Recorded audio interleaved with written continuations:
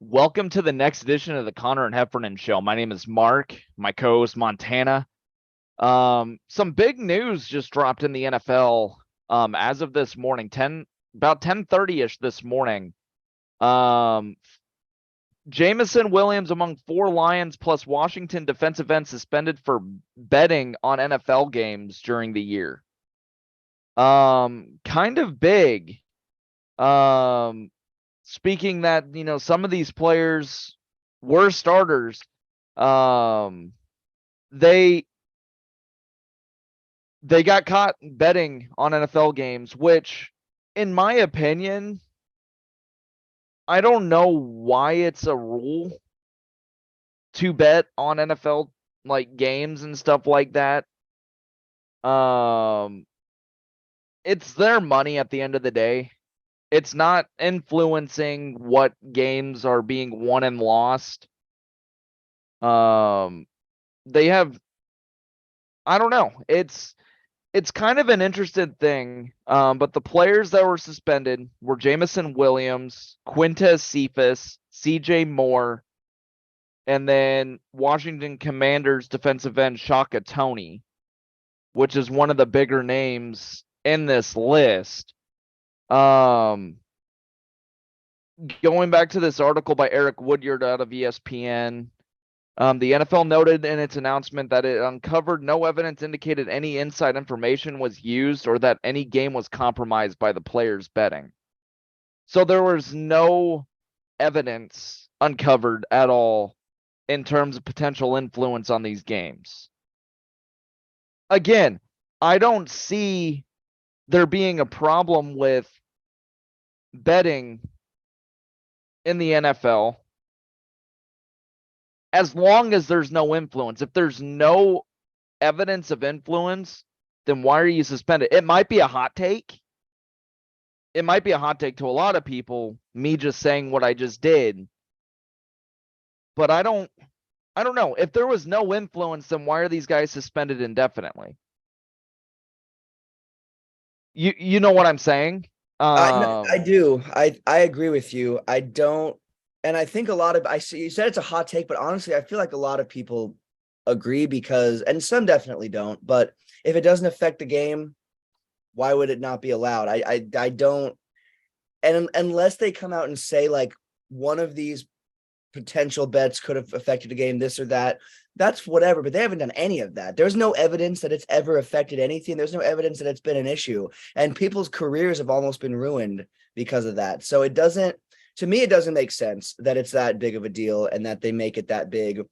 I I don't really get that. So I'm with you, man. And again, it might be a hot take, but it shouldn't be. You know what I'm saying? It shouldn't have to be Yep. one because I feel like that's. I'm not going to say it's not fair, but I don't think it's really the best situation for everybody involved. And suspension, I mean, and those are some key players for those teams. Some of those players you named are pretty key parts of those teams, and some of those teams need those like the Lions, like that they need everybody they can get because they're finally starting to look like a team that could make it over the hump. But when you Yeah. lose players, that's not great. So a lot of these teams that are losing these players are teams that need these players the most. So it's I really not a great deal for anybody. right. And I'm honestly hoping the NFL gives them an opportunity to maybe appeal their suspension. At least give them a chance to. Because if there's no evidence saying that they compromised any of the games whatsoever by them betting, then why are you suspending them for? I get that as of right now, there is a gambling policy in place. The NFL has so many stupid policies in place for their players. And it's just crazy. I'm like, these guys are freaking millionaires. Let them bet a little money here and there. Um, but I don't know.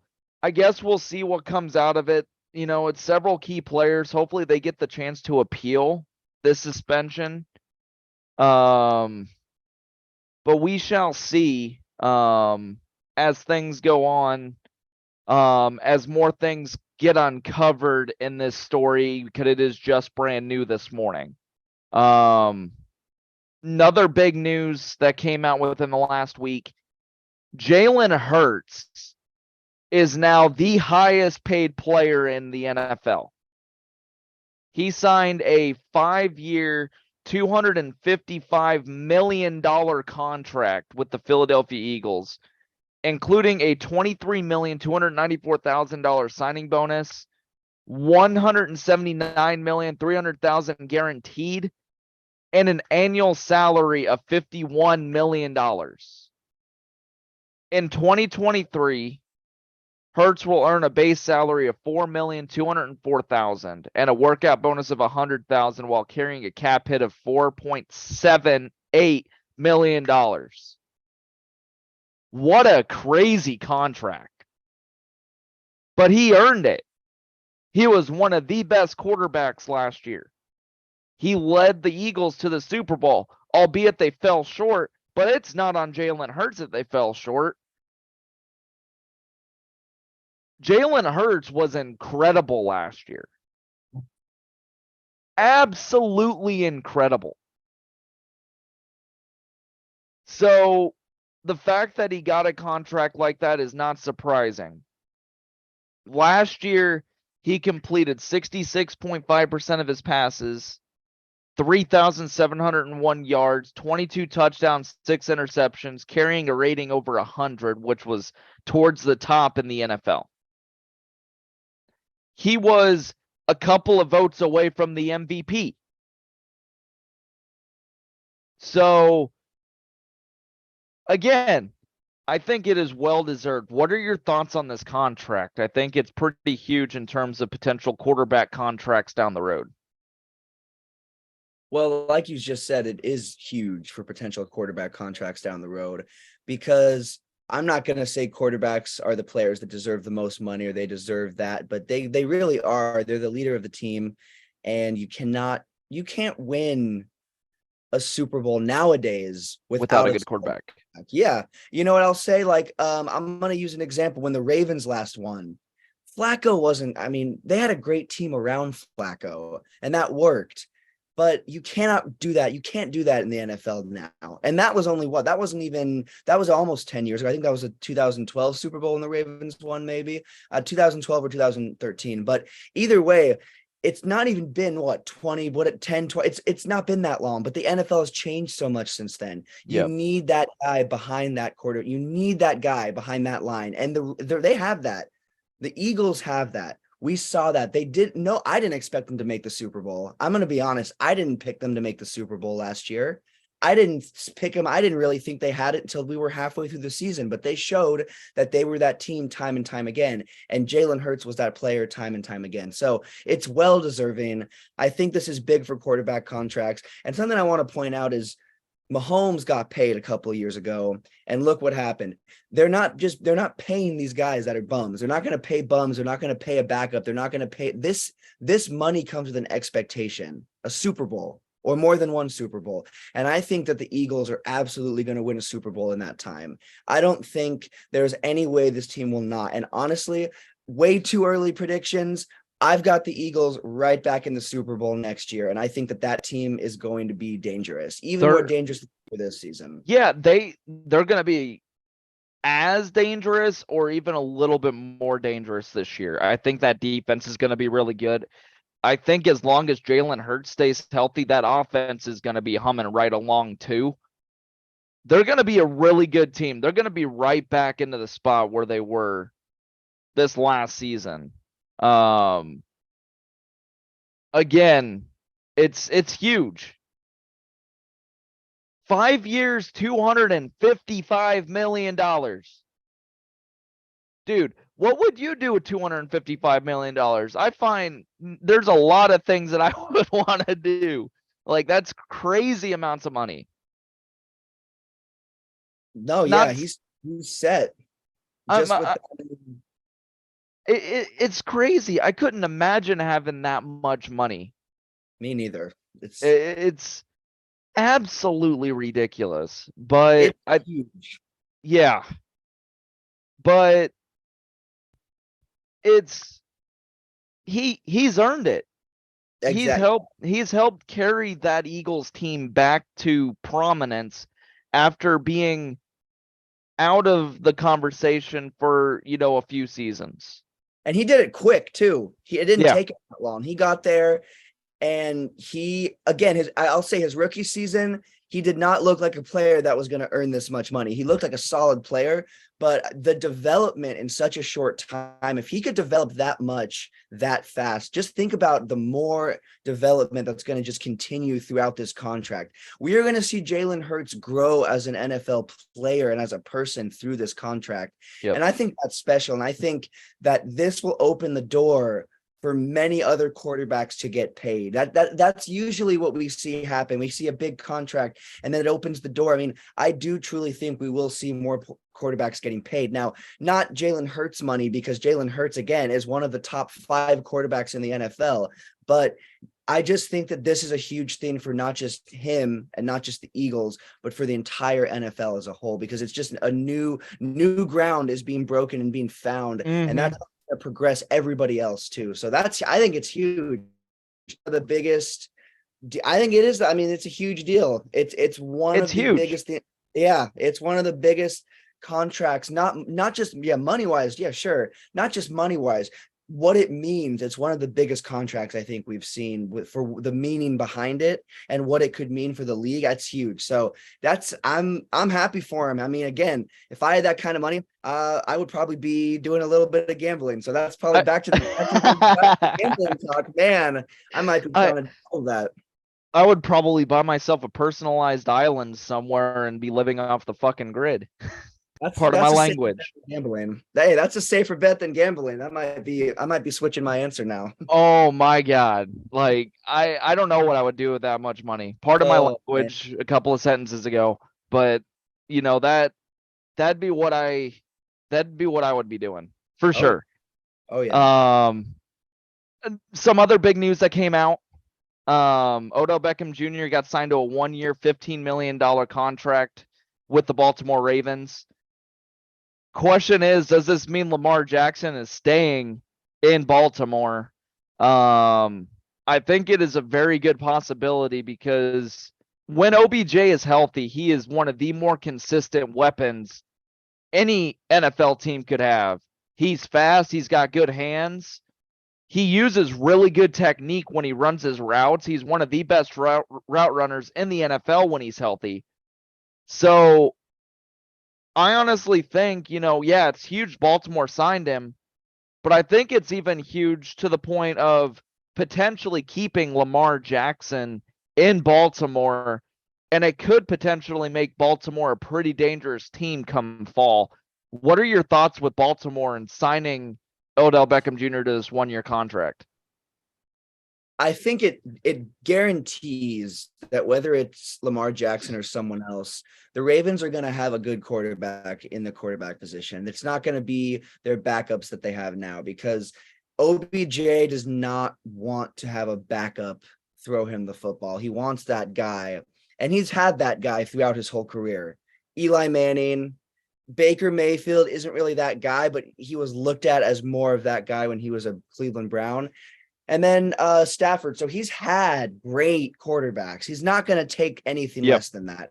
And I think that this is what I think. The only concern I have is the last time we saw OBJ on the field, he was getting injured for like the 15th time. He's been very injury prone, specifically the last 4 to 6 years. So my biggest concern is he really fully healthy? Now, I will say, I'm glad he did not try to come back before the playoffs like we had even thought he would. And I think he thought he would, because I think he would have gotten re-injured. I think he needed the time to heal and rest, and I think that's good. Yeah. If the Ravens do the right thing, which I think this is also a way for them to try to keep Lamar Jackson. I think getting OBJ is like, look who we just got for you. This is one of the best in the last 10 years. Here you go. I think that it's kind of a way to try to also keep Lamar Jackson and figure something out. So they've got this weapon for him. Now they're going to figure out how to keep him. And Lamar Jackson, OBJ would be a dangerous combo. If OBJ stays healthy, if they keep Lamar Jackson, and for better yet, he stays healthy, that's going to be a dangerous duo. And I think the Ravens could build back up to that prominent team they were just a few seasons ago, because they've been They've been really mediocre, even with Lamar Jackson the last few years. Yeah, They've had a couple of really good seasons with him, but it's kind of like those have been sprinkled in with the media. The mediocre ones are more in the forefront of my brain because there's been more mediocre than not. So it's not Lamar Jackson's fault. He's a talented guy. They just need those pieces. They he need it. needs help. Exactly. And this is that. So I'm hoping that that's what this is, because again, that duo could be dangerous. They could light some defenses up. Oh yeah, with Lamar Jackson's legs from the quarterback spot to OBJ, if he is fully healthy, he has some of the best top end speed in the NFL and some of the best hands in the NFL. He's really tough to guard himself. So you've got an NFL defense that's trying to key in on two really talented guys. And even if you put a quarterback spy on Lamar Jackson has the speed to break, contain on any given play. So Oh yeah. it's a good move. So I'm hoping Lamar sees that and he sticks with Baltimore, because Baltimore has kind of teetered on the edge of being a borderline playoff team the last couple of years. So again, I think this could be a move to kind of help them go into that right direction. And hopefully they could pick up a couple more people come draft time, which the draft I think is what, next weekend? So it's either next weekend or this weekend. I can't remember when, but it's coming up. So hopefully they could pick up a couple of key weapons for Lamar if he were to stay. And Baltimore will be right back into the thick of things in terms of competing for a potential Lombardi trophy at the end of the year. We will continue touching on the NFL as more news breaks. So we'll keep you guys updated on all the breaking news that comes out, here later this spring into the summer, as we start getting into the summer and fall workouts. Let's transition over to college football. So it's spring football season. Everybody is playing their spring football games. There is a team here in the state of Nebraska that's getting ready to play their spring game tomorrow. Estimated about 70 to 75,000 people will be in attendance for the spring game in Lincoln, to go watch Matt Rule's first team. Also get the unveiling of the new Herbie Husker, which I think is pretty cool because they're going kind of back to the Nebraska's roots. But there was, I don't know the article off the top of my head, but I do remember seeing it now. There was an article posted by somebody talking about how spring games need to be updated, that it needs to be a scrimmage against another team, or just a complete and like total different format altogether. I kind of like the scrimmage against another team, because you could go find an FCS school or whatever and scrimmage them, have like a full-on football game in the spring, because spring games as of late have become less about football and more of like two-hand touch, we're not tackling, yada yada yada. I can see that as a way of, saving your players and stuff like that. But you also need to see, are your players using the right technique? If not, let's fix it. Technique is a huge thing come spring, because that gives you a jump start into summer workouts and fall camp. And in my opinion, keeping quarterbacks away from hits, not knowing how they react when they get hit, it could be detrimental come fall camp and when you get into the first week of college football. So I kind of agree, having an updated format to where either they play another team or make it look like it's actual football, even if it's against, like Nebraska, it's red versus white. Like, I kind of agree with, there needing to be a complete and total other format. Keep people engaged. What are your thoughts on, spring games and potential format changes down the road? I think they need to. I think that a scrimmage would be cool, some sort of scrimmage, but I also understand why they haven't done that and why it's maybe easier said than done overall.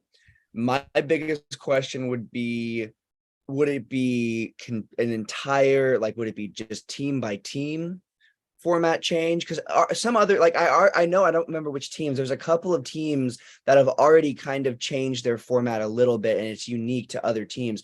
So my question is, would we have one format, or would it just be different formats throughout? But either way, it'd be fine. I just think we need some updates, and a scrimmage would be nice. But again, when we talk about the Husker spring game, Matt Rule saying that they're actually going to play football. No, even though it's the similar format to what we're used to with the just team versus team, it's still refreshing to hear that they might be playing actual football, because again, two-hand touch has plagued spring games and it's been very lackluster. And I have not been to a Husker spring game in a few years. Obviously, I will not be there this year because I'm about 3,000 miles away, but I can already tell, even from over here, that the vibe and the energy is going to be different. Same Yep. how it's, and I don't want to talk about this team because this is a team that Nebraska fans don't really like, but Colorado, it's the same type of thing.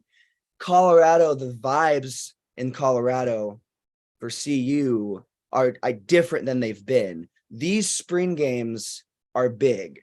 These spring games are huge. If you are building a new program and a new face of a team, this is your first chance to show everybody, at least your fans, what's up. And it doesn't count. That's the best part. It doesn't count on a record. It's just, I do like, I'm really glad spring games exist, but like you said, there needs to be some sort of update. But I think a good compromise for this year is, as long as we see solid football being played, which Matt Rule would not say that if we were not going to see some real football. So Oh yeah. I think it's at least a step in the right direction for the Huskers. Complete overview of college spring games. Not every team is going to be doing that. Some teams will still be doing touch football, but at least our boys will not be doing touch football, and hopefully that will seep out and kind of spread throughout, and maybe we see a change and we see a different format. And I like a scrimmage. I'd like to see a little scrimmage action. I think that would be a good way, because then you actually are seeing us go up against not just ourselves. We Another are going school. another team that doesn't want us to win, that isn't going to hold back. I feel like sometimes spring games we see players hold back because it's not like they're going up against a different team. So I'd like to see no holding back, and I'd like to, and I don't think, maybe we won't see with Matt Rule under him, I don't think we'll see any holding back, even just Husker versus Husker. But I think as a whole, we see that when spring games, we see players holding back. We don't see their best. If you put them up against another team, you're going to see more of their best. So I think the format needs to be updated. But for this spring game, I'm just happy we might see some actual football from our boys. I agree. Because the last few years under Frost, I've made it to every single spring football game the last 5 years that Frost was coach. And it was lackluster, to say the least. It was very lackluster. There wasn't too much flash or anything, like that. The quarterbacks were not getting hit. So you don't get to see, how a quarterback or any players react after getting hit on a given play. Now Matt Rule is wanting to change this mentality with this team, which is huge. He wants to build, toughness within this group, because being in the Big Ten, you need to be tough to win any of these given football games. The Big Ten, top to bottom, is a tough conference to win. So being one step ahead in that toughness department could be huge come that opening weekend or opening Thursday against Minnesota in August. Because Nebraska's first game is on a Thursday, I think, late in August. So again, it's huge. And I alluded to it a little earlier. Nebraska is going to have over 70,000 people at a spring scrimmage. 70,000 people. No other school gets those attendance numbers for a spring scrimmage. So, of course, Matt Rule wants them to show out a little bit. Obviously, they're going to keep it vanilla because they don't want other teams seeing what this team is potentially going to do come the fall. But I have a feeling we will see some flash. I do think we'll see Jeff Sims run the ball quite a bit. Casey Thompson's not going to play because he is still in recovery protocol from his injury, shoulder surgery. But like Jeff Sims, I think we're going to see some flash with his legs and arm. I think with Heinrich Haarberg, who has been another really interesting name that has come up this spring in terms of him picking up the offense pretty quickly. I think we're going to see some flash with him using his legs and arm because he is another very big athlete at quarterback. I'm stoked to see it.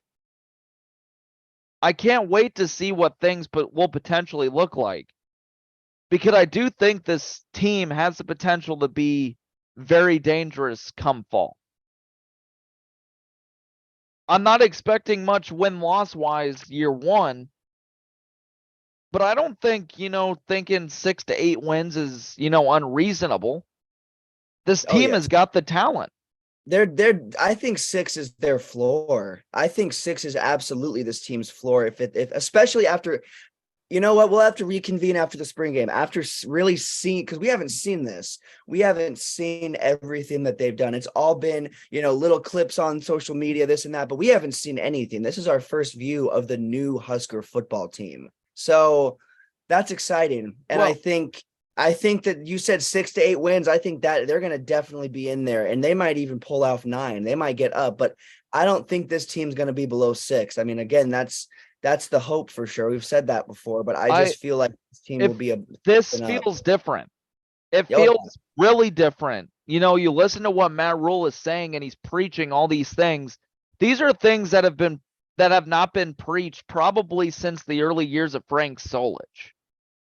Yeah. It's like, we got to do these things the right way. Wins aren't made during fall camp. Wins are starting to be made in the spring. You got to come out and be better each and every day of spring practice because that's going to set you up come summer workouts, come fall camp.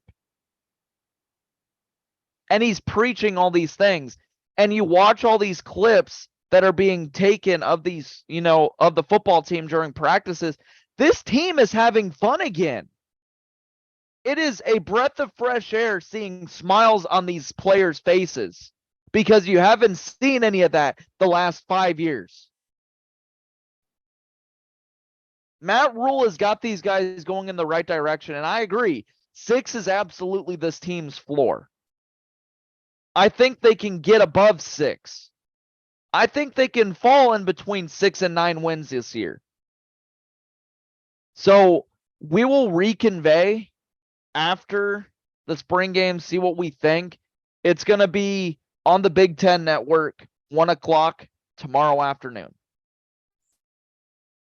So we'll definitely see what this team looks like. It's going to be quite vanilla, like I said. They're going to keep a lot of the flash away from it so they don't give any teams anything to prepare for.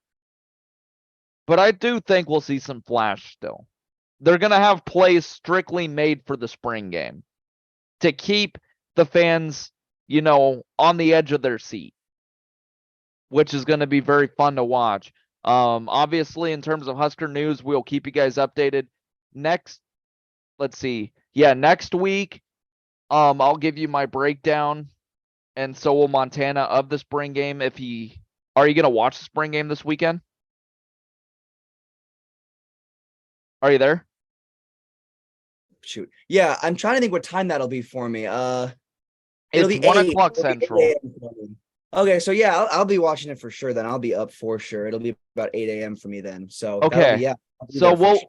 we'll both give you our breakdowns of what we think, what we saw at the spring game, potential of what this team can be before summer workouts, before fall camps get going. Maybe even our pick of who the quarterback's going to be come August. So again, we'll see. But we'll transition away from football for the time being. NBA round 1 playoffs have just gotten started. Give you the breakdown on a few of the matchups going on. We're gonna start in the Eastern Conference. You got the 1 seed Milwaukee Bucks, Miami Heat's the 8. Series is tied 1-1. The Heat came out in game 1 and absolutely stifled the Bucks, 130 to 117. Game 2, the Bucks came back in a big way, stormed back and won 138 to 122. What are your thoughts on this Bucks Miami Heat opening series? Well, I think that it's going to come down to which team has the less amount of injuries because both teams, Tyler Hero, I believe, broke his hand. Giannis was out for game 1 or didn't play the full game. There's a lot of injuries and that has affected the games. But what I'll say is this: Jimmy Butler goes playoff mode. That's not a lie. There were these memes about it, but Jimmy Butler goes playoff mode whenever it's time to go. He's ready to go. So I don't think this is going to be a series that's easy to win by any means. But I've got the Bucks in 6. I don't want to pick them over your boys, but I think if we get the whole Bucks team out there and they all show up, I've got the Bucks in 6 just because the Bucks are that team that's first in the East. And I don't think they've played as good of basketball as I expected them to in round 1. So even in the game they won, I don't think they played fantastic basketball, to be honest with you. But I think that they will pull it off against the Heat, and I think they'll win in 6. I think this Bucks team is at least a second round team for sure. I'm trying to remain as unbiased as possible, but I got the Miami Heat in a full 7-game series. I think the Heat is going to go toe for toe with the Bucks. I can see them winning tomorrow night in Miami for the opening, game in Miami this series. And then they play Monday at Miami. I could see them winning the next 2 because I could see that being a very hostile environment for the Milwaukee Bucks. And depending on if Giannis is back come tomorrow night or Monday, I think it has a big say in what's going to go on. Obviously, the Heat losing Tyler Hero is huge, but the Heat have other weapons as well, and I think it'll allow them to stay toe-to-toe with Milwaukee. I do think it's going to go full 7, and I think my Heat's going to pull the opening round upset over the 1-seeded Milwaukee Bucks. Another series in the East right now, probably against the overall best team in the East. So Boston Celtics, who are probably the best team in the East without the 1 seed next to their name, and the Atlanta Hawks, which are the 7 seed. Boston leads 2-0, and the series hasn't even really been close. Celtics won game 1, 112 to 99, and then their offense showed out again in game 2, 119 to 106. What are your thoughts on the Celtics, and do you think the Celtics have the potential to sweep the opening round against the Hawks? They absolutely are. I think if the Hawks were going to win a game, they would have needed to win one of the first 2. Now that the Celtics are up 2-0, it is really, really hard to come back from that. It's really, really hard if you can't even the series after that first loss, or at least win that first game. It's difficult. And this Hawks team is not the team that's going to be able to come back. So I've got the Celtics sweeping. Get the brooms out. They're definitely sweeping. I've got the Hawks still winning 1. I've got the Celtics in 5. I think the Hawks will pull one out.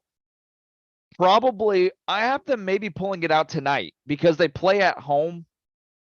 So they having the home floor advantage, I think could be huge and maybe pulling out a game, maybe 2.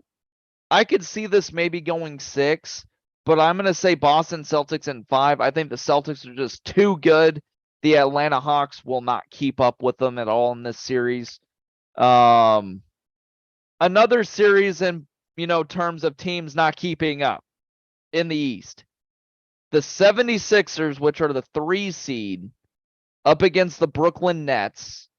The 76ers are up 3-0 already in this series. I think this may be the easiest sweep candidate of the weekend because, again, the games haven't really been close aside from game 3. 76ers won game 1, 121-101. Game 2, the 76ers won 96-84. Game 3, 102-97. What are your thoughts on the 76ers team? They are very, very dangerous to start this playoffs. And the record shows it. I'd say the 3-0 shows it. The thing I'll say though is the Nets have been really, really, really close in every single game. I don't want to say until the 4th, but definitely the second game they were up, they were there. They only lost by like 10 12 points in game 2. But the Nets, the 76ers have not looked good. Game 3, they looked good at the whole game. But game 1 and 2, they did not look good in the first half. 76ers could not get it started. I mean, James Harden had a pretty decent game 1. He had 23 points, 13 assists. Pretty quiet in game 2. But what I will say is this. There's no way the Nets are going to win. There's no way they're going to win out.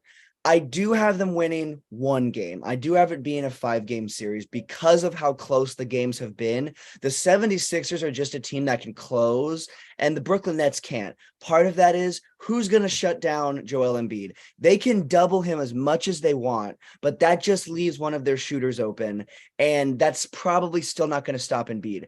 The Brooklyn Nets are a small ball team. They're at all guards. They've got more wins than Wingstop, and it's not... It worked during the regular season because they already had some momentum from KD and Kyrie. People don't want to talk about that, but they had a little momentum from that. They had a decent record together, and they continued that.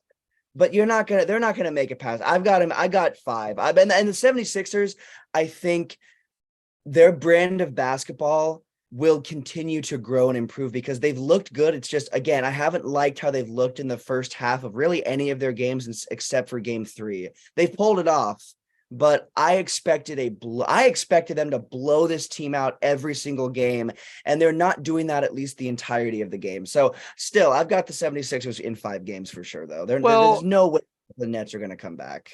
And like you alluded to, like we expected, the 76ers to go in against the Nets and blow them out. Even if they're not blowing them out, good teams find a way to win. The 76ers are a really good team. No, that is true. Joel Embiid will very well be the MVP when all is said and done. Like after he, scored 52 against the Celtics before the playoffs started, like after that performance, the MVP race, in my opinion, is over. Agreed. Like Embiid was the more dominant player all season long, and it's not even close. The only other guy that I think maybe has a say in the MVP is Nikola Jokic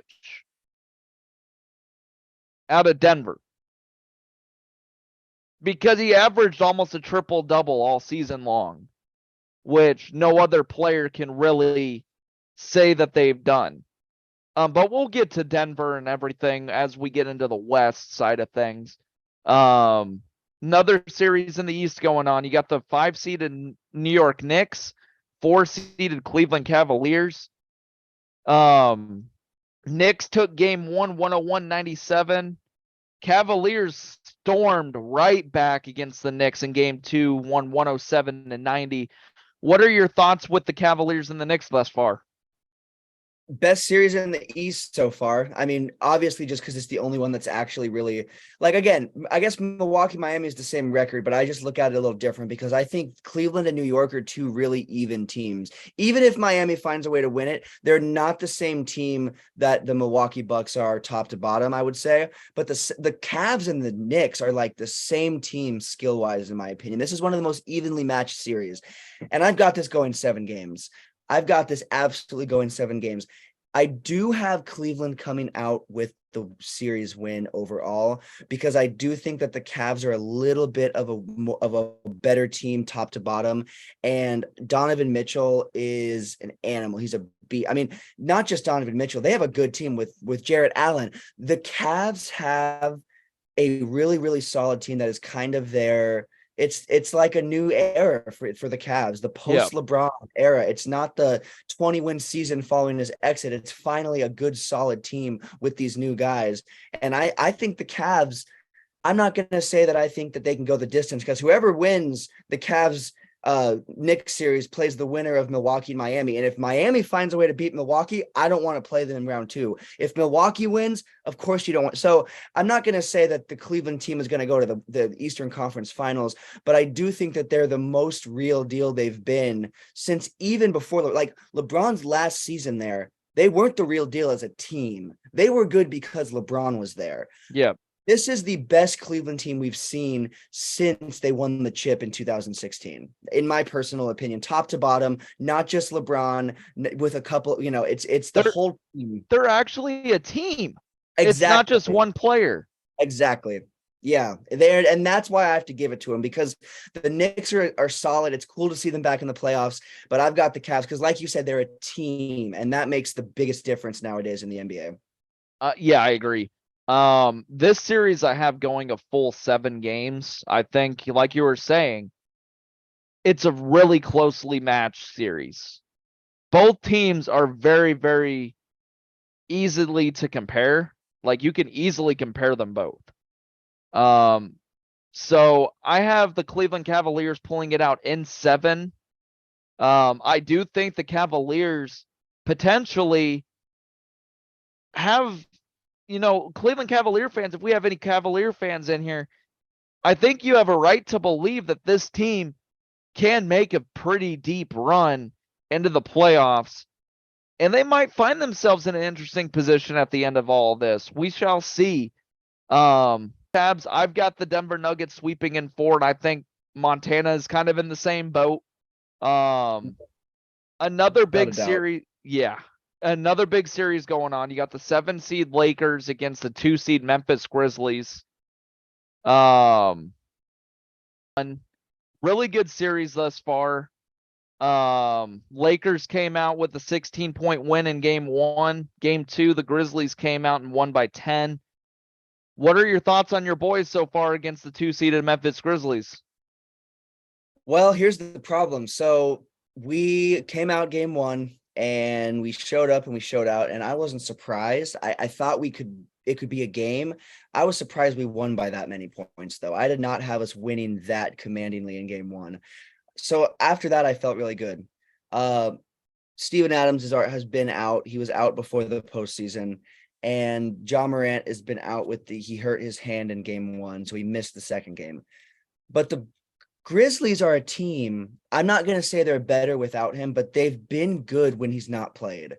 We've seen him be out during the regular season, not this season, but last season, and the team played phenomenally still. So it's not just him. It's this is Dylan Brooks, Jaren Jackson Jr. This is a team. This is a squad. They're not the number 2 seed by accident. They earned that spot. The West, it was the Wild West this last year. It was so competitive, and the Memphis Grizzlies stayed up and they set themselves apart from the competition. Yep. So they are the real deal. But I will say this. I have the Lakers winning in 7. I do think it'll go the full 7 just because I don't think the Lakers are like this team that's way better. Even though they have LeBron and AD, I don't think they're a team that has the advantage by that much. I just think it's going to come down to who can play better and more consistent basketball, because the Lakers are a really inconsistent team. That is my biggest problem with them, is their inconsistencies. And that showed in game 2 it showed their inconsistencies. So I've got it going to 7. I've got the Lakers winning in 7, but they've got to play better basketball to pull it off, to actually get that win, because they've been an up and down team for like 2 years. And I just don't want to see that in the playoffs. So hopefully they can come back tomorrow. They play tomorrow. They've got the last game of the night, I believe. And I hope they can come out and show out and show up. And I've got them in 7. And it's not just me as a fan. If I wasn't a fan of the Lakers, I would still give it to them, especially because who's going to stop AD? Yes, he was stopped in game 2 by players that were way too small and not on his stature at all player-wise, but that's not going to happen again. Dylan Brooks is talking to LeBron, chirping, saying he's too old. This team is going to come back game 3, and game 3 is in LA too, I'm pretty sure. So It is in LA, Saturday and yeah. Monday. I'm giving the next 2 to the Lakers. But again, I still do think it'll go to 7. I think the Lakers will win the next 2, but then I think the Grizzlies will kind of get some light back in them. So I think we're going to see a 7-game series, but I've got my boys coming out on top. I'm sorry I got to do this to you. I've got the Memphis Grizzlies in 6. Oh, I do think Memphis will come out. I think they'll come out fired up tomorrow night at Los Angeles. I do think the Lakers win tomorrow night, but I do think that the Memphis Grizzlies have the potential to win the remaining games that they need to move on. They're both really good teams. The Lakers are going to be really tough to stop, but I think if any team in the West has the potential to stop the Lakers, I do think it's the Grizzlies. They're not the number 2 seed by accident, like you were alluding to. They were really good all year long.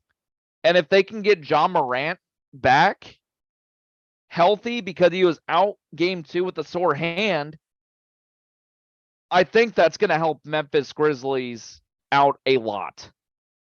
And I think the series is going to go 6 or 7 games, but I do have the Memphis Grizzlies in 6. I think it's going to be a pretty tight series. I don't think there's going to be too many runaway games. I think both teams are going to be in it well up until the final tick of the clock. So we'll see what happens here the next few games, and we'll talk more about them next week. Another series going on right now in the West. You got the 3-seeded Sacramento Kings. Again, a team that's not the 3 seed by accident. It's the Wild West this year. Sacramento was really good against the 6 seed Golden State Warriors. Right now, Sacramento leads 2-1. What are your thoughts on the Sacramento squad? Do you think they're going to be able to keep it up against Steph Curry and the Golden State Warriors? I think they will. I think for me, here's my thought. The Warriors are the defending champs, but they have not played like the defending champs should. And especially their away record this season was. Oh my God. I was just about to bring that up. Night and day difference. It's like they're one team at home, one team on the road. They're 33 or 34 and like 8 at home or something like that. And they're like 11 and like 30 something away. It's ridiculous. It's awful. And they continued that in the playoffs. They continued that losing because they dropped those first 2 games, obviously, in Sacramento.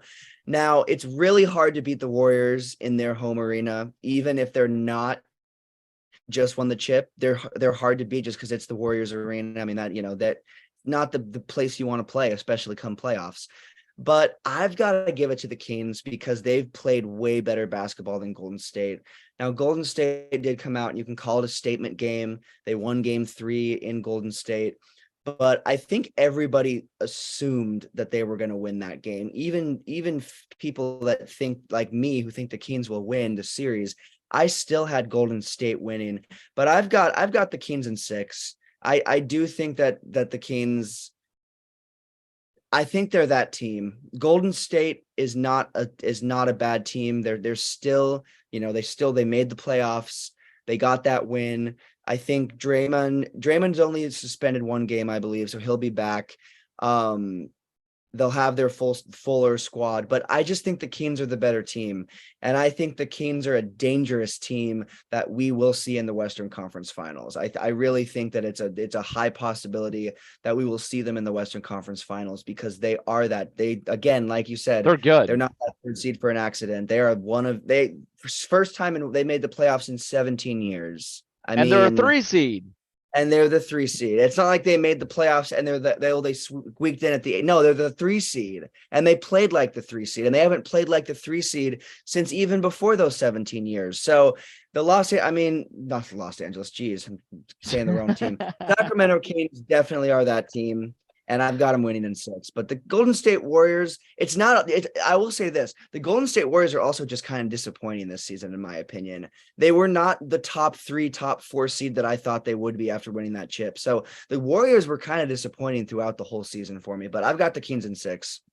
Yeah, I've got the Kings in 6 as well. I think Sacramento just plays a little bit more consistent, both home and away, than the Golden State Warriors do. Like they're a more complete squad than Golden State. The fact that Golden State has such a gaudy record at home, and then they go away from their home court and they're a completely different team, it's mind-boggling because they have the same players on the court.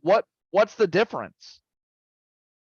Like, what's the difference with that team? It's like a switch is flipped in their brain. It's like, oh, we're away from home. And they get a little homesick or something. Like it's a night and day difference with this squad. And it's those inconsistencies right there that's going to make this Golden State team not go back to back. For sure. And Agreed. I do think Sacramento is the team that could very well be in the Western Conference Final. They're really good. Their first time making the playoffs in 17 years, and they didn't just squeak in this year. You would expect a team that has not made the playoffs in 17 years to squeak into the play-in tournament or even just squeak into the 6 or 7 seed, maybe 8 seed. Like it's crazy. They've done some big things in Sacramento, and I think they're at least going through to the next round, but I do see them potentially making it further than that. We'll talk more about. Do you think the Suns have the potential to go ahead and put away the LA Clippers the next couple, or do you think this is going to go a full series? I think it would go a full series, but with Kawhi being out, and I don't know for how long he's going to be out, the Clippers don't stand a chance. They still played a decent game of basketball without him in their last game, but I don't know. I tried looking the status up this morning, and it doesn't seem like there's any updates. So I don't know if he'll be back. Maybe he'll be back for the end of the series, but honestly, I have the Suns in 5 because I just don't think that the Clippers, I think they pulled it was like I'll compare it to this. When the Lakers played the Trailblazers in the bubble in round 1, and everyone thought the Lakers were just going to blow through it. They weren't going to have a problem. The Trailblazers pulled off one game and then they didn't win another one. And I think that's going to be the same with the Clippers. If they don't get Kawhi back, this is what I'll say. It's a 5-game series. It's a 5-game series without Kawhi. It's a 7-game series with Kawhi. But if Kawhi does not play in game 4, then that's it, in my opinion. So, and I don't know if he is going to be in game 4. I haven't seen an update, so maybe they don't know yet. But I don't think that the Clippers can't without Kawhi. So I think 5 not back. The fact that they're without Kawhi and Paul George. I didn't even mention him. Yeah. Geez. Those are their guys. Those are the 2 guys they got to combat the Los Angeles Lakers big 2. I mean, yeah. That's who they got. That's the duo they got when we got AD and LeBron. So, man, I forgot about Paul George, man. He hasn't been gone, but he's been gone long enough to kind of forget about him for a little bit. Well, and Devin Booker for the Suns is really starting to heat up. He just dropped 46 in their last win. He's that team's leader. Yeah, he's the leader for sure. So we'll definitely see more, about that series as well. I think that pretty much narrowed down all the playoffs. We went over the Nuggets, Timberwolves, Suns, Clippers, Kings, Warriors, Grizzlies, Lakers. Yeah, we went over all of them. A lot of really big series going on to open up the NBA playoffs. A lot of interesting storylines as well. We'll keep you up to date on all those storylines as they come up. And we'll talk more about the NBA next episode. We'll transition over to a little NHL now. As depressing as it is for me to say, I'm a huge Pittsburgh Penguins fan, have always been a Pittsburgh Penguins fan since I was very little. They missed the postseason for the first time in 17 years. They had the longest such streak of making the playoffs of any professional sports team, which says something. They have had such a really good team, and they were only a couple of games away from making the playoffs this year. They wouldn't have done much, but just to say that they've made the playoffs for 17 straight years is way different than saying a 17-year streak is snapped. It's so different, and it's heartbreaking. But the team was incredibly inconsistent. The goaltending, they were constantly giving up 4+ goals a game. The offense couldn't keep up. They were finding themselves down 4 goal holes, 3 goal holes every single time that they were on the ice, especially against teams like the Columbus Blue Jackets, who were awful this year, but yet the Penguins couldn't find a way to beat them. They couldn't find a way to beat Carolina, again, finding themselves in holes. New York, they were finding themselves in holes against the Rangers. Like, it's, inconsistencies like those that you can't beat teams that are good. You can beat all the bad teams that you want, but when it comes to crunch time, they couldn't get the wins that they needed at the end of the year to make that final playoff push. The Penguins need to make a move in terms of maybe getting rid of a couple of their guys that are older, getting a couple of younger guys in, beefing up and speed up that freaking lineup. Because that lineup is not fast enough to go up against some of the top teams. Because you look at, say, the Boston Bruins. The Boston Bruins are one of the fastest teams in the NHL. They didn't have a 65-12 record for nothing. 65-12. No other NHL team has had a record like that. That is video game record. The Penguins don't have the speed to keep up with those teams. The only sense of speed that they have is with Jake Gensel. Jake Gensel is one of the faster skaters in the NHL. And then you've got guys who have been in the league for 18 years. And obviously, the older you get, the slower you get. So they either need to make changes to their rosters, like the roster, make changes to their lines, draft some more speed, or even go into free agency and pick up a couple of guys with speed. Because I think a lot of that, making this a younger team again, this Penguins team will be right back into the playoffs where they belong. But they got to do a couple of things. They got to get a sustainable goalie who doesn't give up an abundance amount of goals. Like, they need to make some at least changes to their roster. But if that means also getting another coach, considering that this team has not done anything since winning the Cups back in 16 and 17, so be it. Get another coach, because they've been first round exits ever since. What are your thoughts on the Penguins? Like, what do you think that they should do in terms of potentially maybe beefing up for next year and beyond? Well, and like you said, the speed is a big thing. There's just, I would say this, they are not that dominant team that they've been. And even though they've had more success than this season, the last few, they haven't been that team that won the cup. They haven't been that team for a minute. It's been too long that they've not been the team that they were. They still were, making the tournament, being one of those more prominent teams, but they've not been a team for a minute. There needs to be some changes made. They're starting to fall behind, and we see that now. We see I think we've seen the evidence kind of building up. Again, they've still made the playoffs. Like you said, 17 years, that's an impressive streak. They weren't just doing that on accident. It takes a lot to do that. And they were still doing that up until the last season. But they've not been that team that we can really talk about as being a top end team for a couple of seasons. And now they're really starting to bottom out. So they need to make some changes. This offseason is crucial. If they do not beef up, if they do not make changes during the offseason, they're going to be in the same exact position, because there are some of these other teams that are just on fire, regular season, and now talking postseason.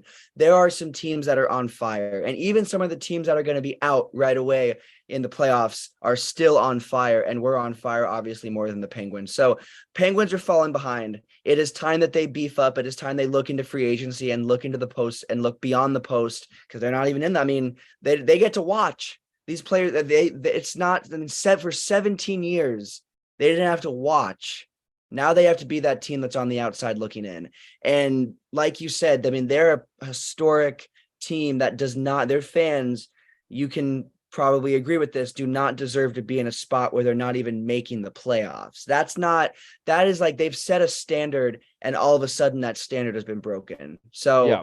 it's unfortunate, but I think that trend has been building up. Like I said, I've seen it building more and more the last few seasons. And it might not just be because they're losing anything. I just think these other teams are gaining so much. We've seen these other teams just absolutely become huge teams in the NHL. And if anything, the Penguins have been a team that's just gotten a little smaller, and now you can't even see them. So I think they'll bounce back. I do think they'll bounce back because of what this organization is, but they need to do it now. It's not, let's see what we can do, let's build out the next few. No, it's now. You need to come back next season and show them who you really are. Yeah, I agree. I do think the Penguins will be back. They're not going to be out of the playoffs forever. No. There's no way to keep that organization out, because the Penguins have been that one constant in the NHL the last almost 20 years. They have been the team that has almost been guaranteed a playoff spot each and every single season. So they just got to make a couple of tweaks here and there.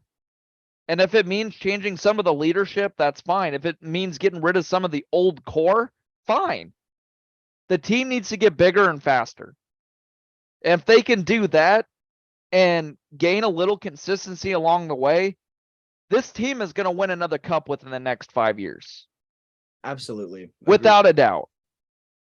Yeah, it's theirs to lose. If they can get that done, it's theirs to lose, because the Penguins, when the Penguins do things right, they really do things right. They're one of those teams in the NHL that has been that team. Like we said, I mean, they've been that team, and they're not going to be held back that long. And again, the organization, the people upstairs know what to do to get them back to where they need to be. So I feel like we'll see a different Penguins team. We're going to forget all about this season by this time next season, I'm feeling like. Oh yeah, for sure. I think next year's potentially it has the potential to be different. Absolutely. So, again, we'll talk about the Penguins as stuff, comes up, but now let's kind of transition over to full on NHL playoffs, talk about teams that are in the playoffs this year. Out in the East, you've got Boston and Florida playing in round one of the NHL playoffs. Series is tied 1-1. Boston was the dominant force in the regular season with a 65-12 record. Meanwhile, Florida came in wild card game 2. I think game 3, let's see, I think it's tonight. If I'm not mistaken. Yes, yeah, it is. game 3 is tonight. And they play in Florida. Do you think this Bruins squad, do you think they have what it takes come postseason, or do you think they were just that team in the regular season that was that dominant force. What are your thoughts? So I think they're going to survive against. I think they're going to survive against the Panthers, but then I think they're out after that. I think that the fact that again, no disrespect to the Florida at all to the Panthers, but they're not. The Boston had such a solid. I mean, the best regular season we've seen. That was Ever seen? Ever that seen? was just crazy. That was unreal. And then they started the postseason decently strong in their first game. But I mean, how are you going to come back and lose 6-3 in game 2? I think they're going to survive past the Panthers, but I don't think they're going to go very far. I think that we say contenders versus pretenders. I think they're a little bit of a pretender just because I don't think they should be having this much trouble. It shouldn't be tied. I'm sorry. The team to have the best season and to be tied in the first round, I don't like that. So I've got them surviving, but surviving is the word, not winning. Yep. I agree. I think the Bruins have the potential to win each of the next 4 or 3 games. Excuse me. I think the Bruins will win this one in 5. Just because I don't think the Panthers have the firepower to keep up with the Bruins front line. The Bruins kind of fell backwards last game, obviously. They lost 6-3. But I don't think the Bruins are that team to allow that to like stay in their minds. I think this Bruins squad, they are so solid on all of their lines. Hence why they won 65 out of 82 games this year. Nobody has seen that ever in the history of the NHL. You know, their leader, in goals, David Pastrnak scored 61 goals this year, 52 assists. Extremely gaudy in terms of a stat line, 113 overall points. Like, the Bruins are really good.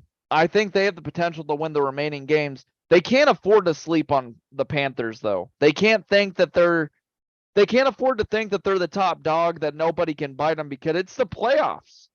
Anybody can bite anybody in the playoffs. But I do think the Bruins will get through round 1. We shall see. Another really good team, Carolina Hurricanes, playing up against the New York Islanders. Carolina is really good. They're up 2-0. What do you think? Potential sweep possibly against the New York Islanders? I think so. I think this is a series that I think it's going to be a sweep because, like you said, there's teams that have good regular seasons, and that doesn't really matter once you get to the postseason. It's a whole different thing. It's like 0-0 again. So I've got them. I've got to get the brooms out. I've got it being a sweep because this is a team that has shown up in a big way so far in the postseason. So yeah, I get those brooms out because I think, and it wasn't like it hasn't been easy wins. They won 4-3 in game 2. It's not like these have been easy. They've been fighting for these wins, which makes me more confident that they're going to sweep them. So I've got it being a sweep. Yeah. I agree. I think it's going to be a sweep too. I think Carolina, even though they may be close games, I do think Carolina is that team. They've won a lot of close games this year. Carolina has won a lot of close games this year.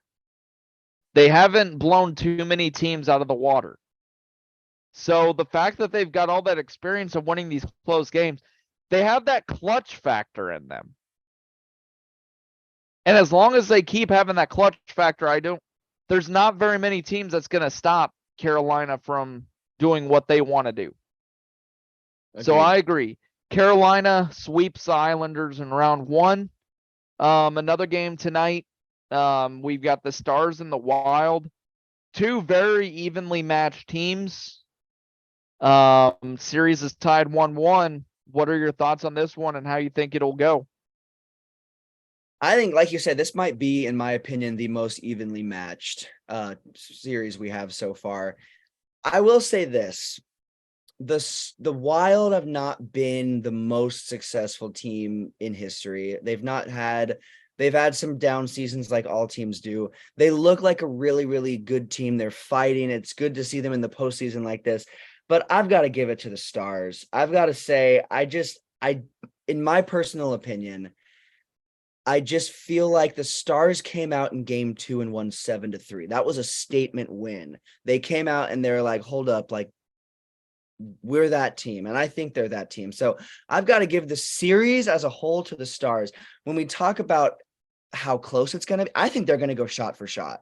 I think they're going to I think it's going to be a complete series because I think these teams are extremely evenly matched. And even though I've got to give it to the Stars by just a little bit, I think it's going to be game for game, shot for shot. It's going to go until the very end. I think this is going to be one of the most exciting first series we see. So I've got to give it to the Stars, but I think we're going to see it go the full distance of the series.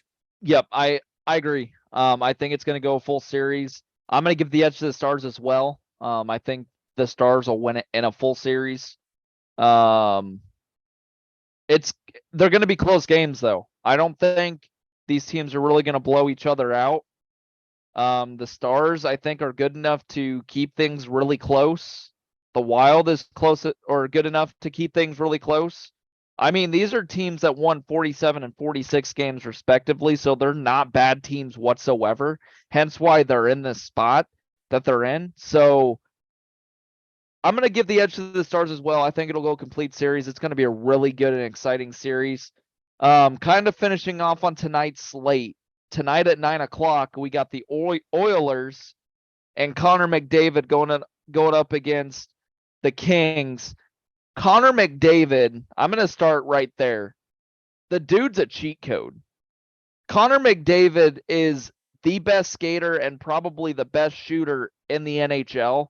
He had 64 goals, 89 assists, 153 points, probably solidified an MVP for the regular season this year. The dude is an absolute cheat code. And the Oilers are really good this year. They're 50 and 23 and 9. They're 27 and 11 and 3 away from home ice. They're a really good team. Series is tied 1-1. What are your thoughts? Do you think Connor McDavid and the Oilers have what it takes to take down the Kings? I do. I really do. I don't think it'll be quite shot for shot as Stars versus Wild, but I think it'll be pretty close to the same series because I think that I would say the Kings as an entire team I look at as better than the Oilers, but I think the Oilers have it in them. And like you just said, specifically for who they have leading that team, running that. I mean, I think it's, but I've got to give it to the Oilers, but I do think that it will still be a series. And I have the Kings winning today's game. I think the Kings will come back and pull it off, but I think the Oilers will absolutely have a response. So I've got to say, I'm going to say this is going to be, I'd say a 6. I'd say 6 in 6. I'm taking Oilers in 6. I'm going to take Oilers in 6 as well. I honestly do think though, the Oilers have the potential to win the next 3. So I could see this going 5 as well. But I do think the Kings have the potential to pull it off tonight. Absolutely. And then I think the Oilers will find a way and put them away the remaining games in the series. So that's tonight's slate. Let's go tomorrow night. And we'll finish up on the NHL right here. So the Golden Knights and the Winnipeg Jets. The Golden Knights are, again, a really good team. 51 and 22 and 9. You got the Jets who are pretty good, 46, 33 and 3. Series is tied 1-1. Golden Knights do the Golden Knights get knocked out early after being the 1 seed? Or do the Golden Knights find a way to beat Winnipeg? They find a way. I think that they showed, especially in that second game, winning 5-2. Again, like that's not a blowout. There's still plenty of hockey to be played, but they showed after losing that first game, which I did not expect them. I thought they were going to sweep. I thought that the Golden Knights were going to sweep. Obviously, that's not going to happen, but I've got the Golden Knights in 5 still. Yeah, I've got Golden Knights in 5 games as well. I don't think the Jets have quite enough to keep up with the Golden Knights. Series is tied 1-1 going into game 3, so we'll see. But I do think Golden Knights have a little bit too much in terms of firepower to um, really keep things close with the Jets. I think the Golden Knights will find a way and pull it away. Another, scenario where there's a regular season team in the Maple Leafs, who have had consistent, really good regular seasons each of the last like 5-6 years, 50, 21 and 11, 23 and 13 away. They are playing the Tampa Bay Lightning. Series is tied 1-1. Do you think this is another scenario where there's a team that, is pretty dominant in the regular season? Do you think this is another scenario where one of those teams gets knocked out, or do you think the Maple Leafs will find a way to move it to game or round 2? I think they will. And the Lightning are a team that has been not just in the mix, but has been champion. I mean, this is a They've good won it recently. and they went up against they lost to the Avalanche last year, correct? They went back. I'm pretty sure they were Yeah, that I team think you're that right they because the almost went Avalanche back won to last back. year. They Yep. almost went back to back. So they're not a team to sleep on by any means. But I'm gonna be honest, I think this is the Maple Leafs. I think they've been that team, they've been that pretender, if you will, that's played good. And then, but I think that it's gonna be a 7-game series. I don't think it's gonna be a 5. I think it's gonna go the distance because the Lightning are not a team it's not gonna be a 5-game series. No, it's not gonna be that. But I've got the Maple Leafs in 7. I think the hockey they've played so far against the Lightning shows me that they aren't just that regular season team that they've been. They're more than just that this season. So I've got it in 7. I've got Maple Leafs in 7 as well. I think the Maple Leafs finally get over that hump because it seems like each of the last few years they are usually a first or a second round exit, so they don't really make it too far. I've got Maple Leafs in 7 as well. I think the Maple Leafs finally get over that hump because it seems like each of the last few years they are usually a first or a second round exit, so they don't really make it too far. But I do think this Maple Leaf squad has the potential to make it as far as they want to in the postseason. They've got as much firepower as anybody. So we'll see. We'll keep an eye on that one as well. The New Jersey Devils are playing the Rangers. New Jersey Devils, again, they're one of those teams that it seems like they're a regular season squad year in and year out. They've won 52 this year. You're going up against the Rangers at 147. Series is 2-0 in terms of the New York Rangers. Rangers are looking for an upset bid. Do you think the Rangers complete it? I think they do. I think they do. I have that feeling. I think especially with the way the series has started, it seems like they're on this mission. And I think I will say this. I can see it maybe going to 5, maybe. But I think it's going to be a sweep. I think this is another series where we see a sweep because they've just started so strong. They look like some of those historic Rangers teams we've seen. They look like a really, really, really solid team. And I don't know if I expected them to have that start. I thought they might be that team that looked the opposite. So I've got to give it to I think Rangers in 4, but I can maybe see 5. Either way, though, the Rangers are coming out of this series. Yeah, I'm gonna have to agree. In terms of, the New Jersey Devils, they're good during the regular season. They could not afford to get down 2-0 in the series in the opening round. They could absolutely not afford it because that puts them to the brink. I've seen weird things happen though. I've seen teams go down 2-0 and they win the remaining 4 games in the series. So I'm gonna kind of go out on a limb here. I've got the New Jersey Devils in 7. Ooh, I think the Devils will find a way to come back and find a way to even up the series this weekend. And I do think after that they're going to go tap for tat, and I think the Devils have what it takes to pull it out in 7 games. We'll see. I've seen a lot of weird things like that happen. Watching all the NHL playoffs that I have the last several years, speaking that the Penguins were in it. So I do think the Devils have what it takes to get themselves right back into the series. So it should be an interesting one, and we'll keep tabs on that one as well.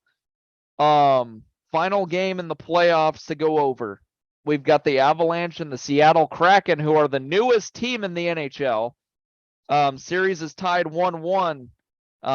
You've got new team with veteran leadership against the Colorado Avalanche that did it last year. What are your thoughts? Do you think the Avalanche get through? So I will say this. I think the Avalanche get through, but I don't think they're going to go back to back. I just don't. They do not look like the team that is going to, I don't even think they're going to make it all the way back to the final. But I do have them beating the Kraken. But it's so cool to see Seattle out here, and just Seattle in and of itself. You know, they lost their basketball team. They've had up and down football, up and down baseball. But it's cool to see them having success in sports. I like when Seattle has success in sports, to be honest. So it's cool. It's good. I think the Avalanche, I do think the Avalanche will win. And I do think the Avalanche will win in 5. But I think that they will not make it much past the first round. I think that they definitely aren't going to go back to back, and maybe I'll eat my words and they will, but I just, they don't look like the same team they were last year, in my personal opinion. And I do have them beating the Kraken, but I don't have them. I have them being a pretty early exit after they get past this round. So I've got them winning in 5, but not going much past this first round. See, I'm kind of the opposite. I've got the Avalanche coming out, winning it in like 5 games, but I do have the Avalanche back in the final. I do think the Avalanche, they are still just as dangerous as they were last year.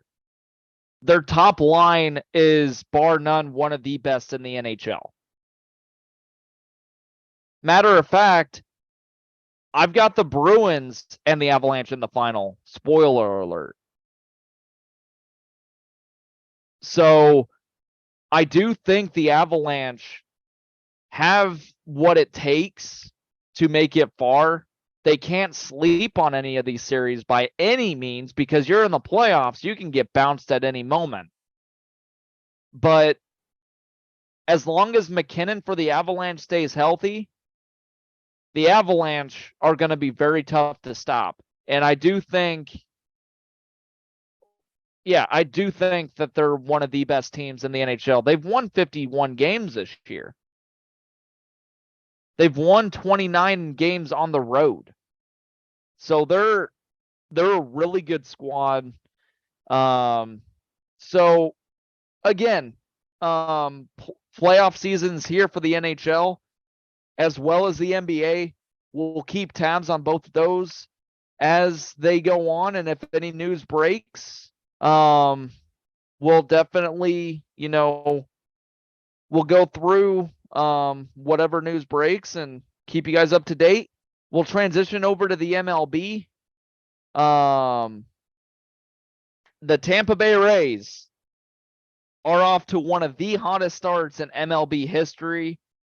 They started the season 13-0. They are 16-3 right now. Still have the best record in the MLB through 19 games. They currently hold a 4-game lead over the New York Yankees. They're 4.5 games up on the Orioles, 5 games up on the Blue Jays, 6.5 games on the Boston Red Sox. I've seen teams, I'm going to speak it, a few seasons ago, just like 2 or 3 seasons ago, the Royals got off to this really hot start. The Royals started the season off a few seasons ago like 17-6.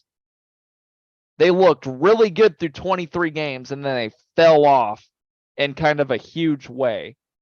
Do you think that this has a potential to be another one of those scenarios, or do you think it's a scenario where you think the Tampa Bay Rays are really good and you think that they can uphold this going into the postseason in October? I think they're going to be that team that fizzles out. I don't think they're going to be able to hold it. Their first stint of success, they've played a lot of really bad teams. And I don't want to be that guy that says a lot of their wins have came against not great teams, but a lot of their wins have came, like the Tigers, the Nationals, and the A's. They're not fantastic teams. They're not people think they might end up not being on the bottom half or close to the bottom half. So I would say that the Rays have had a really easy schedule so far. I don't want to take anything away because baseball is different than other sports, especially it's a whole different game, a whole different way to look at like wins and losses. But I would say that this Rays team is going to absolutely fizzle out. I don't think we're going to see them sitting number one come even June. I have them out by June, and I have them out of the top 5 by June without a doubt. I don't think they're going to keep it up. Will they still be a team that has success? I do think they'll still be a decently successful team, but I have them being bumped from the top 5 and maybe even the top 10 by June, to be honest with you, especially because of some of their wins that they have gotten have been against really, really lackluster teams, and quite a few teams could probably build up a good record against certain teams like that. So I'm not trying to discredit. I hope we don't have any Rays fans that are mad at me for saying that, but I don't think they're that team. I think they're going to fizzle out. And that Royals connection is a really good one because this reminds me of that exact team and that exact start. So I would say they're going to be in that situation and they're not going to keep it up and hold that consistently.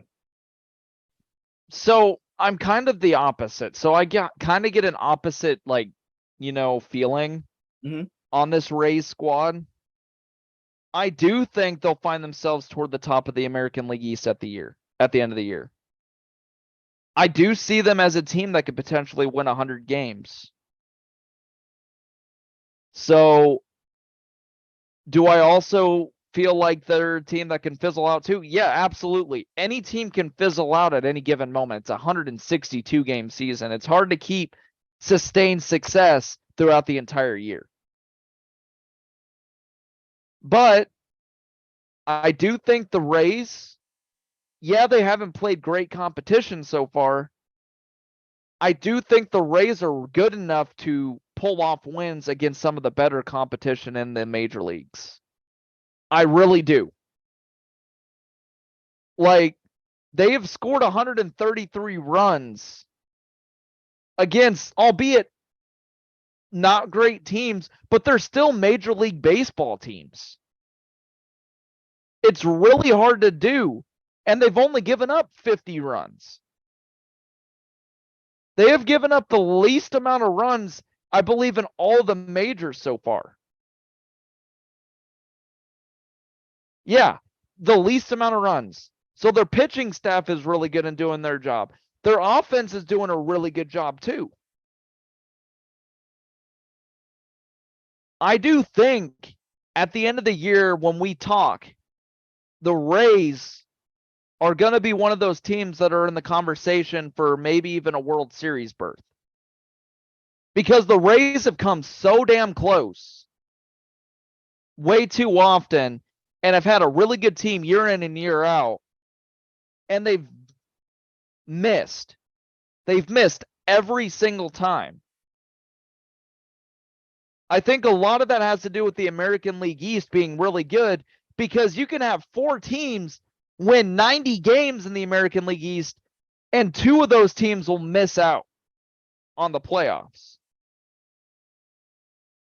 And the Rays found themselves in a position like that a couple of seasons ago. They won 92 or 93 games, but they still weren't good enough to make the playoffs. I think it's going to be another scenario like that where they'll win 90 plus games. The question is, where will they be in the standings? Will they be in a position where they will be in the playoffs at the end of the year, or will they be in a position where they get beat out by somebody? So they're kind of an interesting story. It's like you do see the potential in this squad, albeit against bad competition. But the question is, are they going to make the playoffs? Is it going to be a scenario where there are going to be multiple teams winning 90 games? And are they going to be on the outside looking in and playing golf in Florida? Like, it's kind of an interesting thing. They're only 4 games up over the Yankees, 4.5 up on the Orioles, 5 games up on the Blue Jays, 6.5 up on the Red Sox. It's a really competitive division again this year. And I can't say that enough. The American League East is a consistent, like, best division in baseball. Without a doubt. The only other, division that has anything to say about it is the National League West. Because that is a very competitive division as well. But in terms of postseason races and stuff, the last like 10 years, the American League East, bar none, is the best conference division. So we'll see as the season goes on. We're only 19 games into the year. There's a lot more games to go. There's been a story that has come up. The MLB is changing the beer policy for serving through the 8th inning. And Strom and several other players and members of the MLB organization have expressed opposition toward that. Because game times have they have come down quite a bit. I think the average game time now is about a half hour quicker than what it was this time last year. This time last year, games were going over 3 hours. The average game time this year is 2.5 hours, or just above 2.5 hours. I don't agree with the beer policy thing. I think they should do the same where beer is quit being sold in the, say, 9th inning. Don't do it an inning early, because what if a game goes extra innings? Then you're screwed. You screwed yourself getting any extra money. I would say go 9 innings at minimum.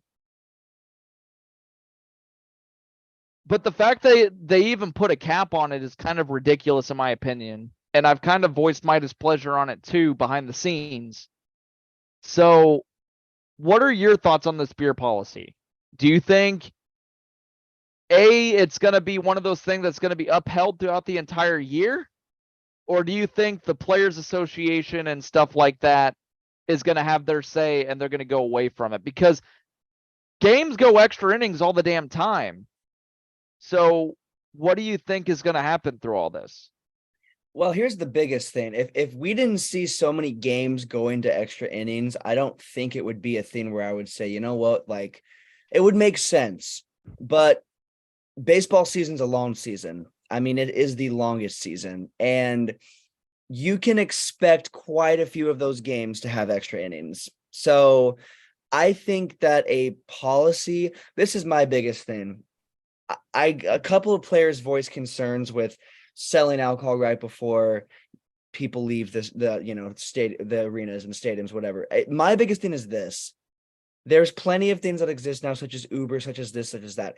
That shouldn't be brought into this, because the thing is, if you have a game that's going a bunch of extra innings and they cut you off at the 8th, I mean, that to me does not make sense. So I don't agree with there being a policy in place.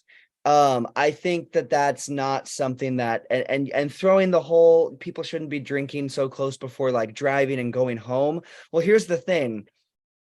Like, some people may like overdo it and this and that, but those are the people that are going to have Ubers home, that are going to like it. I don't think it's as big of a, oh, this is a dangerous thing as what some of these people are saying. I get it, but I don't look at it like, oh, this is such a dangerous, this is a risk.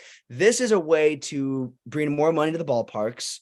And this is also a way to extend people's enjoyment of the game, because again, enjoying baseball with a good beer, that's awesome.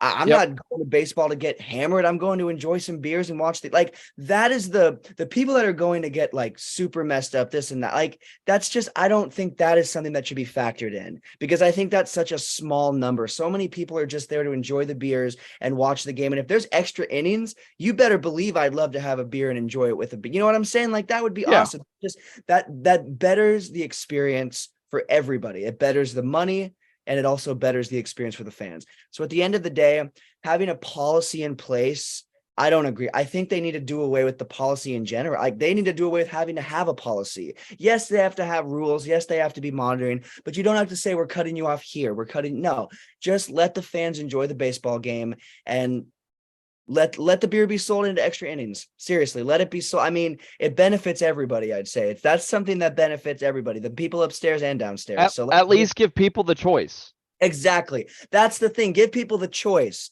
because some people may say, hey, I need to cut myself. I need to be done. That's fine. But you don't need to do that. Not everybody is in that place after the 7th, 8th inning. Not everybody's going to be in that place. So maybe some people won't even some people might not even have had that much at all yet. So more likely than not, people are not going to just be hammered. It's not going to be like that. I truly don't think. I understand trying to save face and also thinking about safety, but at the end of the day, I don't really think that is what's going on. It is their intentions, but it's not really necessary in my opinion. I think you should just sell it throughout and give people that choice, like you said. Yeah, you couldn't have said it any better, man. Could not have said it any better. Let me pull up, let's see, MLB top 10. I forgot to pull it up. We'll give a quick breakdown and then we'll transition over to a little Husker sports. So we'll go over here, MLB power rankings right now. All right. So let's transition over to the top 10 teams right now. Obviously at number 1 right now is the Tampa Bay Rays. We touched on them. They're 16-3. They look really good. They beat up on, like we alluded to, for 9 games, they beat up on weak competition. So, but the Red Sox, who I believe the Rays played earlier in the year, the Red Sox are 8-4 when they don't play the Rays. So that ended up being a really good series win. So yeah, you can say that the Rays, they beat up on weak competition, but the Red Sox are still a really good team. Yeah, they're at the bottom of the division right now, but they're still good. I think the Rays are still good. You got Braves at 2, Brewers at 3, Yankees 4, Blue Jays 5, Twins at 6, which I don't really agree with. Mets at 7, Guardians at 8, San Diego at 9, and Astros at 10, which I don't really agree with either. What are your thoughts on this 10, top 10? I don't think this is going to be I think that there's only a couple of teams I can confidently say we'll see remain. I think we'll see the Yankees remain in the top 10. Now that is a team that they don't really fizzle out, but come when it's time for the series, when it's time for the World Series, they fizzle out then. If they fizzle out, they fizzle out then usually. So I've got the Yankees retaining in their top 10 status. I've got the Mets also, and I think the Mets will continue to rise. The Mets have looked really, really good. It's kind of cool. We see those 2 New York teams maybe battling out in the top 10 again. I think a team, the Astros, I think they're going to continue to fall. I think the Padres are going to continue to stay in that top 10. I think the Guardians may also be able to. But when we talk about teams that I think are going to fall out of that top 10, Astros right off the bat, I don't think they've had a very great season so far. It could change, but they've had a really weak start to the season. The Rays, I also think, will fall out of the top 10, not by a lot, but I think they also will. And then I'm going to be honest, I don't know. I don't really think the Twins are going to keep in the top 10. I think they're going to fizzle out. So there's some of the teams in that top 10 that I think will stay tough, but there's at least 4 of those teams that I don't think are going to be able to hold that status just because, again, it's a long season. Anything could change. The standings are going to look completely different come June, come July, even if some of these teams are still in here. But I don't see all of these top 10 teams remaining top 10 teams. Yeah, I agree. There are definitely teams, that are kind of worthy about being up here. I do think a lot of the top 10 will stay in place throughout the year. I do think the Twins may find a way to keep up. I don't think the Guardians will. San Diego might have an interesting case come, July, August. The Astros, an interesting thing with the Astros is that they were 7-9 last year at this point. So the Astros, being that they won the World Series last year, they only won 7 out of their first 16 games, and they've only won 9 out of 19 games this year. So something could be said for the Astros too. Do I think the Diamondbacks are going to keep up with what they're doing right now in the National League West? I don't think so. I don't think they have a good enough roster to keep up with the likes of the Padres or the Dodgers come late season. Again, there's some interesting races going on so far. And we will keep tabs on the major leagues and stuff like that. It's a long season, so we'll be constantly talking about them because for a while now, after the NBA playoffs, the NHL playoffs, Major League Baseball is all we got. Outside of that is off-season stuff for the NFL, college football, stuff like that. So there will obviously be other things, but the big storylines will come out of the MLB. So again, we'll keep tabs on the major leagues throughout the entire year. If anything changes, we'll keep you guys updated. Let's transition over to a little Husker sports. So Nebraska baseball, just doing a quick rundown of things. Nebraska baseball has 2 batters for the first time since 2005 with over 10 home runs. You got 2 batters that are hitting over 400. Bryce Matthews is one of them. Bryce Matthews is hitting for, I think, 417, 14 home runs, 56 RBIs. Yeah, another guy just behind him with, I think, 13 home runs and like 50 some RBIs. Nebraska baseball is toward the top in power numbers in the entire country. They're one of the more powerful teams in college baseball. They're sitting at 21-11-1. They're 7-2, sitting in first place in conference. 10-3 at home, 6-6 away. 5-2 on a neutral field. They play Iowa this weekend for a pretty big series. I do think Nebraska finds a way to at least win the series, if not sweep the series this weekend at Iowa. Iowa is not very good. I think Nebraska will further solidify themselves at the top team in the Big Ten. Quick thoughts. What are your thoughts on this Nebraska baseball team? They look great. I think they've been really up and down. It's been kind of a roller coaster being a fan of Husker baseball because they've had the talent, but it hasn't formulated as much as I would have liked to see it. And I know you feel the same way. I know we talked a little last season about it, but they look good. I mean, 7-2 in the conference, 10-3 at home. They're on a 3-game win. I mean, this is a good team. This is a solid squad. So I'm super pleased. And I really, really, really like that we are starting to look more like a baseball school, like a school that really is going to be that team that might make a push and might be one of those top teams. So I'm really pleased, man. I love baseball and I love the Huskers, and putting two together and finally seeing a team that looks like they might be able to have the legs to go a little farther. That's good. I like that. And I think they'll have no issues with Iowa. They should handle that pretty handily. They should. I do think this baseball team has potential. If they can get really hot come conference tourney time and potentially win the conference, this is a team that could potentially host a regional this year.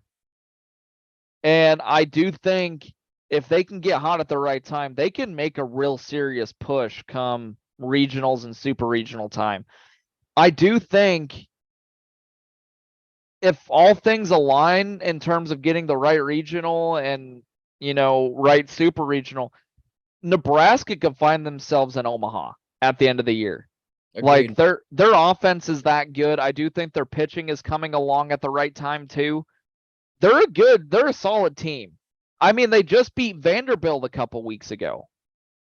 So again, this is a really good team. And I do think they can make some serious noise at the end of the year. We've got just less than a month of baseball regular season baseball left. So we'll keep tabs on Nebraska baseball. Can they keep up this hot streak? We shall see. Another really hot team in Nebraska right now is Nebraska softball. They are 30-13, 10-4 in conference. They've won 4 straight. They're 5-2 at home, 11-5 away, 14-6 on the road. Talking about another team that can make some serious noise. Talk to me about this Nebraska softball team. They are really good. Shout out to Nebraska softball. They've been one of the teams for Nebraska that's been consistently pretty decent. I mean, they've been that team that has been top end year in and year out. We've all, not always, but we've had really, really, really, really good softball teams, and this is no exception. I think this softball team looks like maybe one of the best ones we've had. We've had great softball teams, but I think this one just kind of, I don't want to say seems different, but for me, the tone is a little bit different. There's a little bit more here. So they've played phenomenal. And again, they've been one of those consistent teams that have been really good for the Huskers. And they've kind of taken that a step above this season. So I'm super pleased. And I think we have one of the best softball teams in the nation. I really think we do. I think pound for pound overall, we have a real squad. So that's exciting to see, man, because we haven't seen a lot of real squads throughout the last season. So I think this Husker team could definitely go pretty far, honestly. I do too. I think the same exact thing. They are sitting toward the top in the conference. They could win the Big Ten this year, which would put them as an automatic lock into the postseason.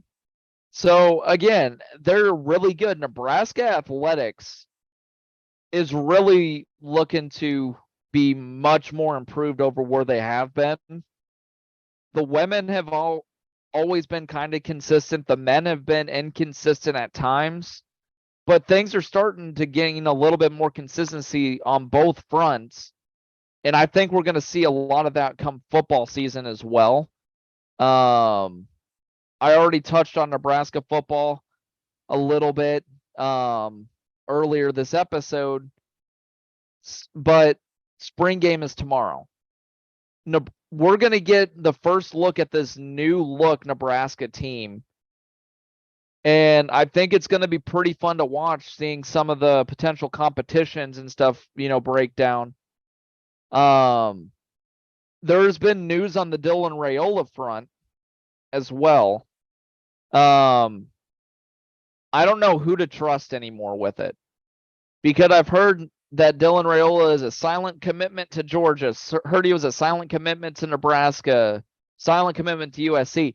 There are numerous articles going around saying that he's a silent commitment to all these schools. And I'm like, I don't know who to believe in at this point. I'm like, I'm going to wait and see what happens. Oh, but yeah. there is a chance that Nebraska does not pick him up.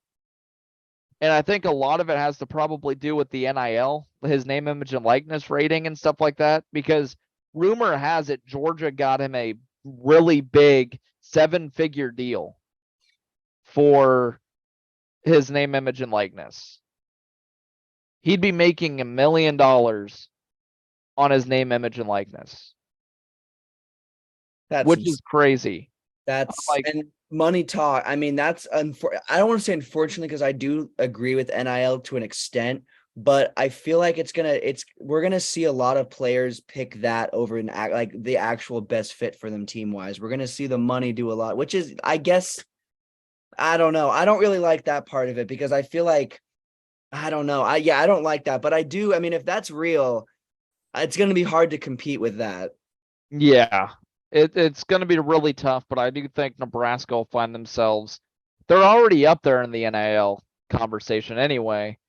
That is true. But it'll just keep improving from there, and I do think they will find a way to land some of these players. Nebraska is still in line to pick up three different 5-stars for next season. One of those is 5-star wide receiver Ryan Wingo out of St. Louis. Coaching staff is kind of teasing a potential commitment from Ryan Wingo last week. which will be a huge pickup. 5-star offensive lineman Brandon Baker also is coming back tomorrow for the spring game. And he's been showing a lot of interest in Nebraska lately. Wouldn't be surprised if we get a commitment from him as well. There's a couple, 3 different 5-stars Nebraska could pick up going into next year. Even if they don't pick up Dylan Raiola, I still think that would be a pretty big get in terms of where this program has been the last 5-6 seasons. Hell, even the last 2 decades. So this staff has gotten this team going in the right direction in terms of, getting these players. We'll see where it all lines out. Again, I'm going to the spring game tomorrow, so I'll have a lot to break down from that come next episode.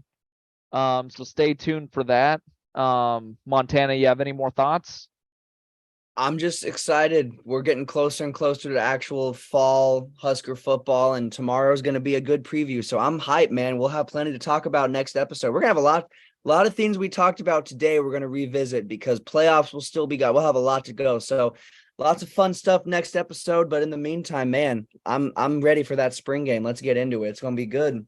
Let's get it, man. I'm so stoked. But from me and Montana, we appreciate you guys for listening, and we will see you guys next time.